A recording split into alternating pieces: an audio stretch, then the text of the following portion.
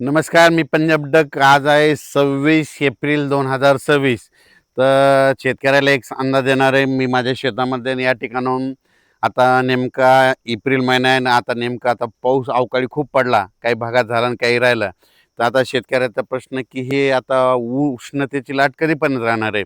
तर राज्यातल्या सर्व शेतकऱ्याला सांगू इच्छितो की राज्यामध्ये आता उद्या 27 एप्रिलपासून राज्यात चांगली तीव्र उष्णतेची लाट येणार आहे. काही ठिकाणी 40°, 41°, 42, 43, 45, काही ठिकाणी 47 आणि एखाद्या जिल्ह्यात मात्र 48°पर्यंत राज्यात उन्हाचा पारा जाणार आहे. म्हणून हा अंदाज सर्व शेतकऱ्यांनी लक्षात घ्यायचा.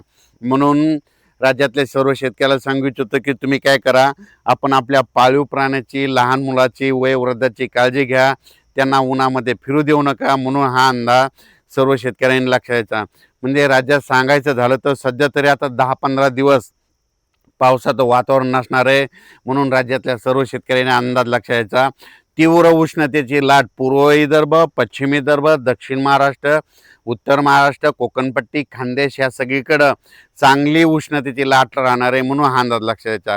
कोकणपट्टीमध्ये देखील 38, 39, 40° तापमान जाणार आहे.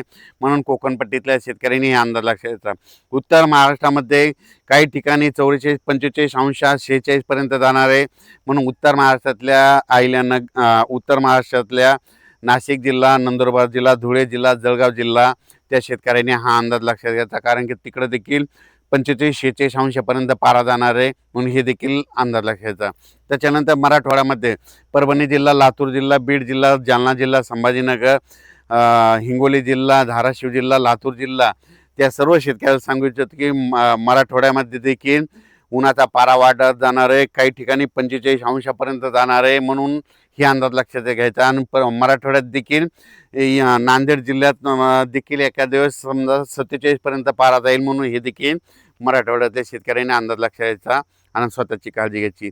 त्याच्यानंतर पूर्व विदर्भ आणि पश्चिम विदर्भ 6-5-11 जिल्ह्यामध्ये वर्धा जिल्हा, नागपूर, भंडारा, गोंदिया, चंद्रपूर, यवतमाळ, त्याच्यानंतर अमरावती, अकोला, बुलढाणा, वाशिम त्या सर्व यवतमाळ जिल्हा त्या सर्व शेतकऱ्याला सांगू इच्छितो की तुमच्या पूर्व आणि पश्चिम विदर्भात देखील चांगला उन्हाचा पारा वाढत जाणार आहे. काही काही ठिकाणी 47°पर्यंत नोंद जाईल आणि एका जिल्ह्यामध्ये 48°पर्यंत पारा जाईल. म्हणून हा अंदाज देखील शेतकऱ्यांनी लक्षात द्यायचा. सगळीकडे मात्र 40° ते 44°C मात्र सगळीकडे तापमान राहणार आहे. म्हणून हे लक्षात द्यायचं. आता सर्व शेतकऱ्याला सांगू इच्छितो की आता उद्यापासून हवामान कोरडं राहणार आहे. मग आता परत पाऊस कधी येणार आहे. तर राज्यातल्या सर्व शेतकऱ्याला सांगू इच्छितो की तुमच्या शेतीचे कामे करून ठेवा. आम्ही सगळे शेतीचे कामे व्यवस्थित करून ठेवली.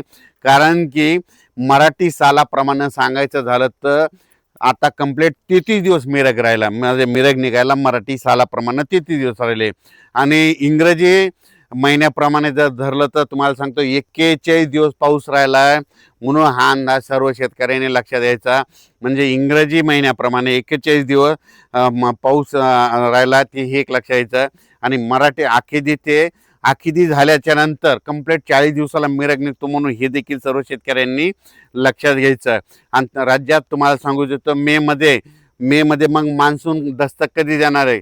तुम्हाला सांगू इच्छितो 15 मे ते 20 मेच्या दरम्यान अंदमान बेटावर मान्सून दस्तक देणार आहे. म्हणून हा अंदाज खास करून मराठवाड्यातल्या संपूर्ण महाराष्ट्रातल्या महाराष्ट्र असो, कर्नाटक असो, मध्य प्रदेश आणि जे काही राज्य त्या जिल्ह्यातल्या सर्व शेतकऱ्याला सांगू इच्छितो की तुम्हाला सांगू इच्छितो की मान्सून अंदमान बेटावर 15 मे ते 20 मेच्या दरम्यान दस्तक देणार आहे. म्हणून हा अंदाज लक्षात घ्यायचा.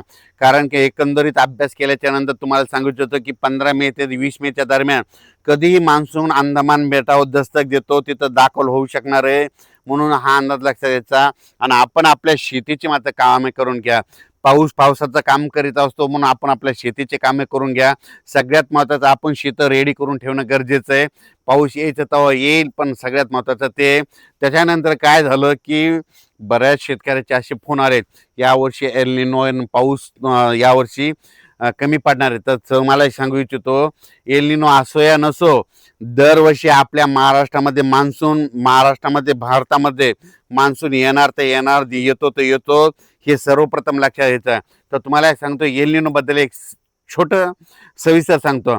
तुम्हाला सांगतो एल निनो कधी उद्भवतो, डिसेंबर महिन्यामध्ये उद्भवतो आणि डिसेंबर महिन्यामध्ये आपल्या इकडं थंडी असते. मग डिसेंबर महिन्यामध्ये तिकडं प्रशांत महासागराचं तापमान कमी झाल्याच्या नंतर तिकडं खूप पाऊस पडतो. पण तुम्हाला एक सांगतो डिसेंबरमध्ये आपल्याकडं थंडी असते म्हणून त्याचा काही अर्थ इथं संबंध नाही.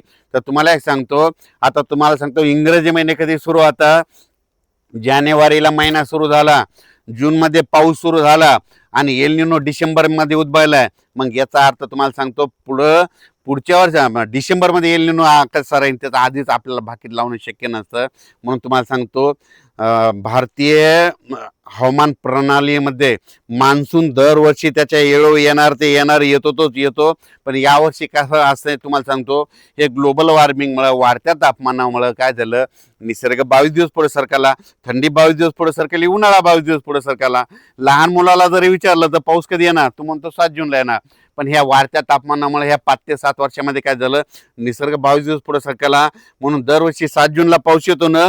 मग दरवर्षी त्या 7 जूनमध्ये 22 मिसळा म्हणजे जूनच्या शेवटच्या आठवड्यात पेरण्या होतील. म्हणून हे सर्व शेतकऱ्यांनी लक्षात घ्यायचं. म्हणून हे अंदाज सर्व शेतकऱ्यांनी लक्षात घ्यायचा. यावर्षी तुम्हाला सांगतो हे सगळ्यात चांगलं आलंय. कशामुळं, यावर्षी म्हणजे खरीपात पाऊस कमी असला की पिकं चांगले येतात. खरीप बी चांगलं येणार आहे आणि रब्बी चांगलं येणार आहे. रब्बीमध्ये कशामुळे चांगलं येणार आहे, कारण की यावर्षी परतीचा पाऊस चांगला पडणार आहे म्हणून यावर्षी रब्बीचं पीक देखील चांगलं येणार आहे. म्हणून शेतकऱ्यासाठी चांगलं साल राहणार आहे. म्हणून तोपर्यंत शेतकऱ्यांनी शेतीची कामे करून घ्यावी. आता उद्या 27 एप्रिलपासून चांगला उन्हाची तीव्रता वाढत जाणार आहे. म्हणून स्वतःची काळजी घ्या, वयोवृद्धांची घ्या आणि विशेष म्हणजे पशुधनाची काळजी घ्या. अचानक वातावरणात बदल झाला तर उद्या एक लगेच मेसेज दिला जाईल. धन्यवाद.